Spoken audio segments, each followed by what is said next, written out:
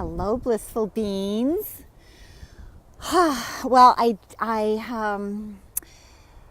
did a Facebook Live just a few minutes ago, and then I was walking and I thought, you know what? I didn't really express everything I wanted to say, which is 3 years ago, yesterday, I landed in Seattle, and I went to this presentation this morning that talked about having a vision. And that we have a vision, whatever we desire, dream, want, envision. And we also have our current situation, our current reality. And it's kind of, the metaphor would be almost like this rubber band, right? So there's this vision of what we want, and then there's our current reality or situation. And so there's tension, right? There's tension.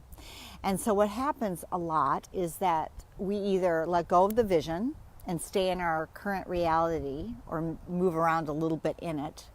Or sometimes our vision is so extreme and maybe a little bit unattainable at the time because of our current situation that we just like have this airy-fairy idea and our vision is just floating out there and we don't really have the little stepping stones that we need for it.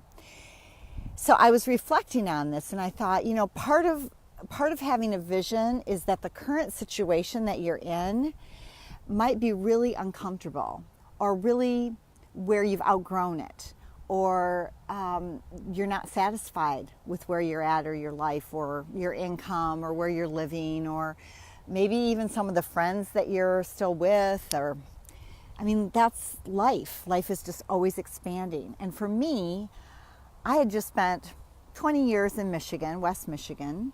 Never really felt like it was home to me because I grew up there and I love Lake Michigan and the beauty and the nature, and I had some wonderful, good friends, some family, and I knew the area, and there were certain parts of the area that I really loved, and yet my soul was just dying. I had really done pretty much everything I wanted to do there.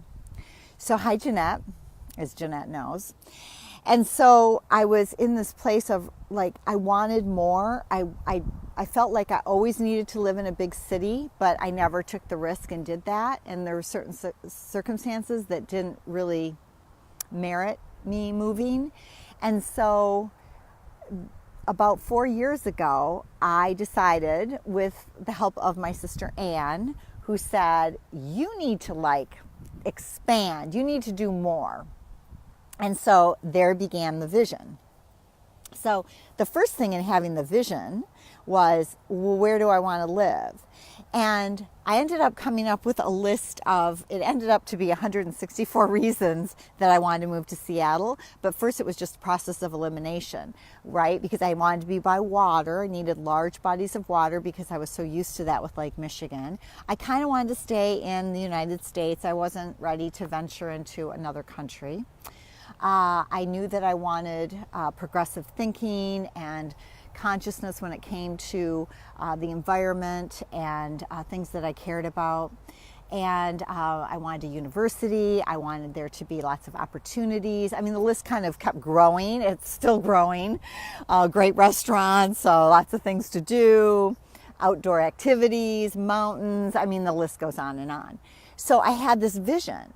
Well, then one of the steps to make that vision come true, right, to create less tension between my current reality and the vision of living in a city that I felt resonated with me better as I was at a different place in my life, then you keep moving in the direction of your vision, little teeny steps. Athletes do this, professional athletes, people that are high achievers. They have a vision and then they take whatever little action steps they need to achieve that goal or have that vision be their reality. So kind of think about that in your lives. Like, what is your dream? What is your vision? What do you want? And then what is your current situation and how can you start to take those steps, that movement towards that bigger vision?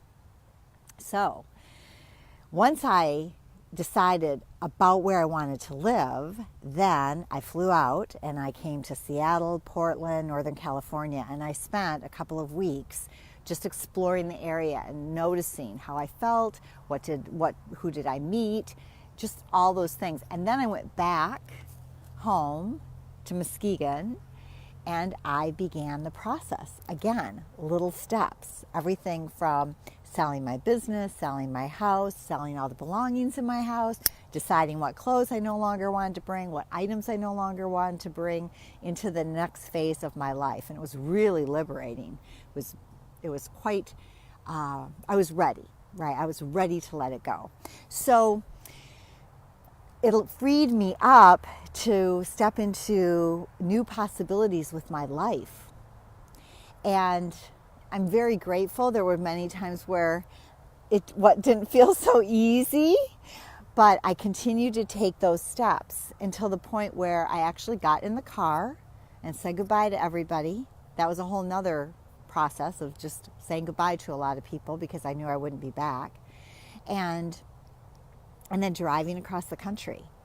And I didn't always know where I was going any given day, but I knew the direction. I didn't know exactly what would be along the way. So sometimes you might have a vision and the steps that you're taking or the journey that you're on aren't necessarily what you maybe envision. So sometimes it's nice to have a vision, like this big vision, but also realizing that the steps to that vision, you're open to not having it so specific, because that's when the magic and the bliss happens, right, Christian? Like, I have met some amazing people. I had no idea the amazing people that I would meet. I just set out on a vision, landed here 3 years ago yesterday, and was open to the possibilities.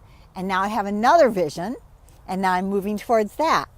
So I hope you too dream big, have a vision, realize that sometimes your current situation allows you to move into that next phase of your life, that next dream, and that you are loved and you're supported and you're guided all along the way.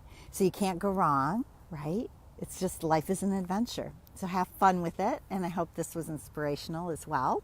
And I will see you next time. Much love.